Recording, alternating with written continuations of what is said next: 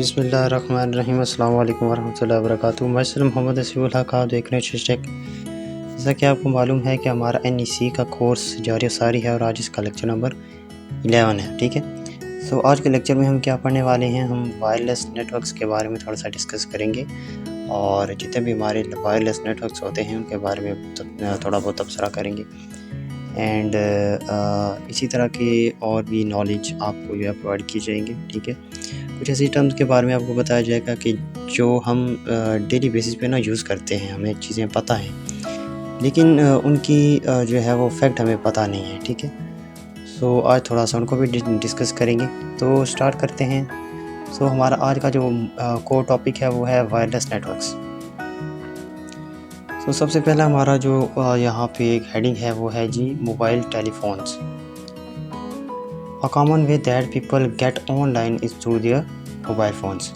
Did you know that most mobile phones can be connected to many different type of networks simultaneously? ठीक है, let's review some of the way that mobile phones, smartphones in particular, interact with the various network technologies and learn some new terminology in the process. इसमें क्या कहा जा रहा है जी कि देखिए हमारा जो फ़ोन है ना साइमल्टेनियसली डिफरेंट नेटवर्क्स के साथ कनेक्ट हो सकता है। ठीक है, mobile phone are radio waves to transmit voice signals. ठीक है, जो हमारे मोबाइल फ़ोन्स हैं ना वो यूज़ करते हैं रेडियो वेव्स को, ट्रांसमिट करते हैं वॉइस सिग्नल्स को। ठीक है जी, two antenna mounted on towers. ठीक है, हमारे टावर्स के साथ एंटीनास लगे होते हैं और हमारा फ़ोन जो होता है, हमारा जो एक स्मार्टफोन हो सकता है, मोबाइल फ़ोन हो सकता है, वो क्या करता है, सिग्नल्स जो है वो रेडियो वेव्स के थ्रू मतलब रेडियो वेव्स की फॉर्म में हमारा सिग्नल ट्रांसमिट होता है टू द एंटीना। ठीक है, जो कि माउंट किए जाते हैं हमारे टावर्स के साथ located in specific geographical area में होता है। ठीक है, mobile phones are often referred to as cell phones. इसको सेल फ़ोन क्यों कहा जाता है? ठीक है, यहाँ पे रीज़न बताई गई है, because the geographic area in which an individual tower can provide a signal to a phone. ठीक है, इस गार्डा सेल जो हमारा टावर होता है, एंटीना होता है, वो फ़ोन को सिग्नल जो प्रोवाइड करता है उसको हम सेल कहते हैं। ठीक है, इसलिए हम इसको सेल फोन कह सकते हैं। When a telephone cell is made, the voice signal is relayed from one tower to another tower until it is delivered to its destination। ठीक हो गया।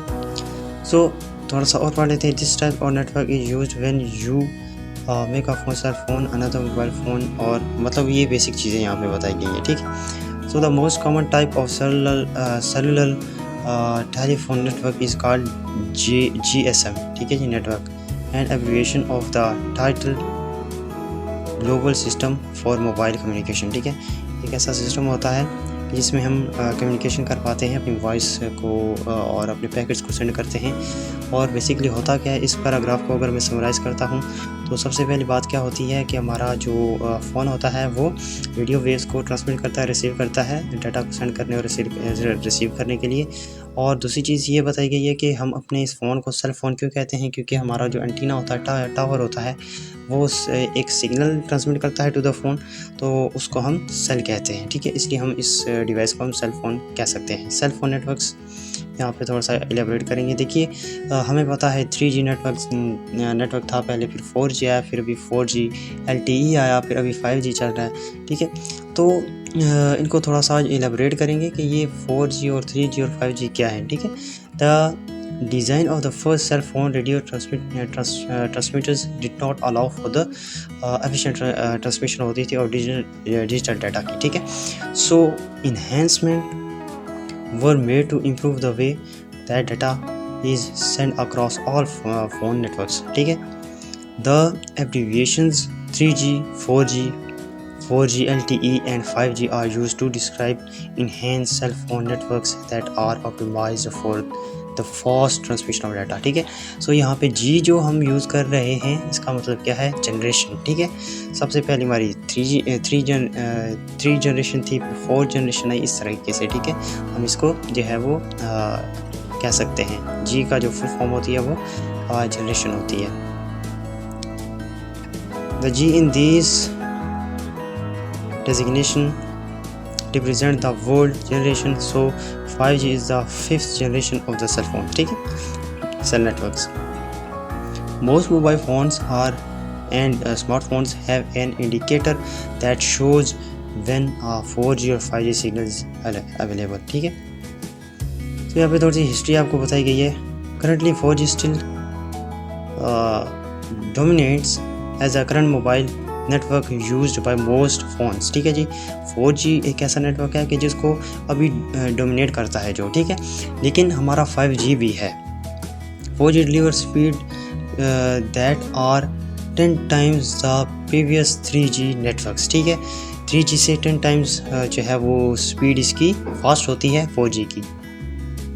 Introduced in 2019, 5G is the latest standard. ठीक है जी, ये जो generation में कह रहा हूँ ये स्टैंडर्ड भी है.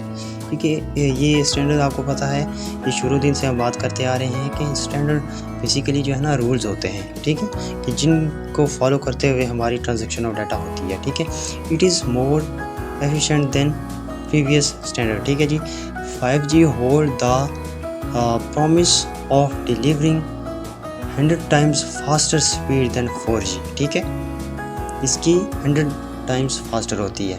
तो यहाँ पे कुछ ग्राफिकल चार्ट्स हैं कि जिनको जो है वो यहाँ पे ड्रॉ किया गया है to elaborate the generations of mobile networks. ठीक है, तो आप ये देख सकते हो. सो मोबाइल नेटवर्क्स में हमने देखा 4G 5G है. ठीक है, और इसके अलावा भी हमारे पास और भी नेटवर्क्स होते हैं. ठीक है, in addition to the GSM in 4G और 5G transmission and receivers, smartphones make connection to different type of networks. यहाँ पे सबसे पहला जो हमारे पास नेटवर्क है वो है GPS, Global Positioning System. The GPS uses satellites to transmit signal that cover the global. ठीक है, the smartphone can receive these signals and calculate the phone's location to an accuracy of within 10 meters. सही हो गया. जैसे हम अपने phone का GPS को ऑन करते हैं जिसको हम लोकेशन भी कहते हैं. ठीक है, बेसिकली ना हम इसको जो एक पॉपुलर इसका जो एक टर्म होती है वो इसकी लोकेशन होती है. हम कहते हैं यार अपने फ़ोन की ना लोकेशन ऑन कर लो जब हम अपना मैप चलाते हैं या किसी और पर्पज़ के लिए, या हम जब डाटा ट्रांसमिट करते हैं तो हमें GPS हम नहीं कहते हैं, हम कहते हैं अपने फ़ोन की लोकेशन ऑन कर ली जाए. ठीक है, तो बेसिकली ना वो होता है GPS.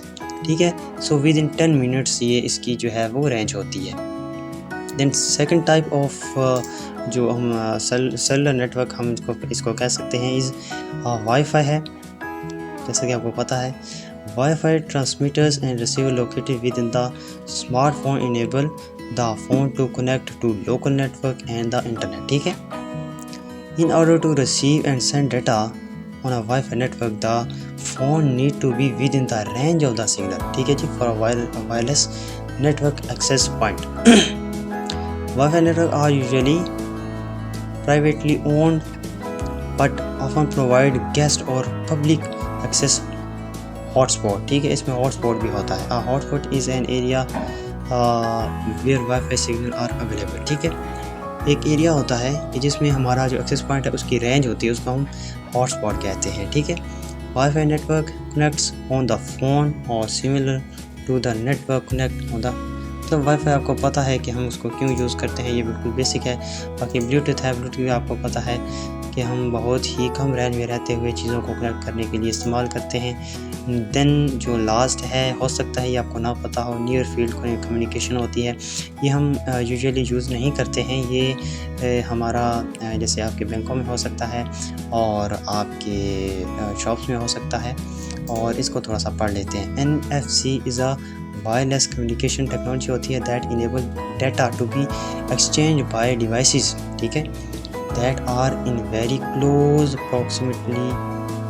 proximity to each other, usually less than a few centimeters होता है. ठीक है, फॉर एग्जाम्पल यहाँ पे एक एग्जाम्पल दी गई है, NFC can be use to connect a smartphone and a payment system. ठीक है, एक पेमेंट एक मशीन है, यहाँ पे फिगर में आपको इलेबोरेट किया गया है.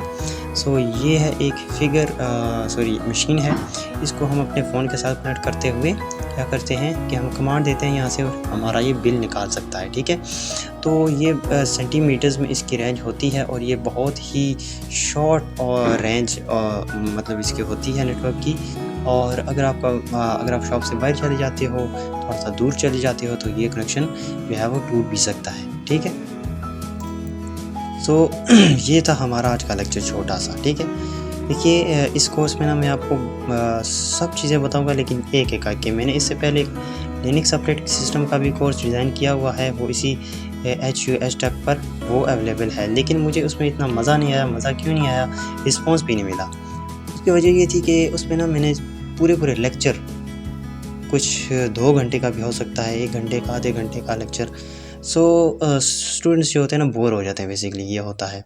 एक एक चीज़ बताऊंगा और इंशाल्लाह बड़ी क्लियर करके बताऊंगा, ठीक है। अगर आपको कोई भी चीज़ समझ नहीं आती है, कोई इशू हो सकता है, ठीक है, हो सकता है कोई इतना वो बड़ी बात नहीं है, तो आप मुझे ना कमेंट सेक्शन में बता सकते हैं। इंशाल्लाह इसी वीडियो को दोबारा बना देंगे, कोई मसला नहीं है, ठीक है। इंशाल्लाह उम्मीद करता हूँ कि ये वीडियोस मेरी आपको समझ आती होंगी, आपके लिए वैल्यूएबल होती होंगी, और फ्यूचर में इंशाल्लाह आपको ये आपके लिए हेल्पफुल हो सकती हैं, ठीक है। इंशाल्लाह मिलते हैं लेक्चर नंबर 10 में और आगे देखते हैं क्या होता है। इससे पहले मैंने कुछ प्रोटोकॉल्स की बात की थी, ठीक है, और इसी तरह मैंने जो हमारे स्टैंडर्ड्स चलते हैं, प्रोटोकॉल्स चलते हैं, जो रूल्स चलते हैं, जो लेयर्स होती हैं, और जो मॉड्यूल्स होते हैं, जो मतलब मॉड्यूल ऑफ लेयर्स, ठीक है, उनके बारे में बात हो चुकी है, ठीक है। वो आप मेरे चैनल पे जाके उसको विज़िट करें। वो चीज़ें बहुत ज़्यादा ज़रूरी हैं। क्योंकि देखिए आगे जाके हम लैब्स करेंगे, आगे जाके हम डाटा को ट्रांसमिट करेंगे और पैकेट्स बनेंगे और पैकेट्स सेंड होंगे थ्रू द प्रोटोकॉल्स, ठीक है। तो अगर आपको पता ही नहीं होगा कि यहाँ पे कौन सा प्रोटोकॉल चल रहा है और उस प्रोटोकॉल का मकसद बेसिकली क्या है, ठीक है, तो अगर आपको ये बुनियादी चीज़ें नहीं पता होंगी ना, तो मैं बेशक जो मर्ज़ी करता रहूँ, मैं जितनी बड़ी मर्ज़ी आपको कोई डायग्राम बना दूँ, मैं आपको बहुत बड़ा कनेक्शन करके बेशक मैं आपको समझाता रहूँ, आपको पता ही नहीं चलेगा ये हो क्या रहा है, ठीक है। आगे जाके मैं आपको लाइव दिखाऊंगा कि पैकेट कैसे सेंड होता है, ठीक है, उसके प्रोटोकॉल्स कैसे चलते हैं। वहाँ पे सिर्फ प्रोटोकॉल का नाम आपको शो किया जाता है, आपको उसकी फंक्शनैलिटी शो नहीं की जाती। मैं आपको यही रिकमेंड करता हूँ कि यहाँ से आगे जाने से पहले आप वो वीडियोस देखें। आपको प्रोटोकॉल्स का पता होना चाहिए, आपको TCP/IP सूट के बारे में पता होना चाहिए, आपको OSI मॉडल के बारे में पता होना चाहिए, और हर लेयर में कितने प्रोटोकॉल्स चलते हैं और उनकी फंक्शनैलिटी क्या होती है, सब आपको पता होना चाहिए। फिर इंशाल्लाह आपको मेरी जो लैब्स होंगे वो समझ आएंगी। सही हो गया। मैं उम्मीद करता हूँ आपको मेरी बातें सारी समझ आई होंगी, और मैं उम्मीद ये भी करता हूँ कि आपके लिए ये कोर्स यूज़फुल होगा। और ये बिल्कुल न्यू है, ठीक है, ये कोई पुराना कंटेंट नहीं है, ये बिल्कुल न्यू कोर्स है, और इंशाल्लाह आपको इन फ्यूचर आपको बड़ा ये हेल्प करेगा। इंशाल्लाह मिलते हैं अगली वीडियो में। मैं दोबारा कह रहा हूँ कि जो हमारे प्रोटोकॉल्स हैं, जो पिछले 2-3 लेक्चर गुजर चुके हैं, उनको लाजमी देखें, ठीक है जी। Thank you so much. अल्लाह हाफ़िज़।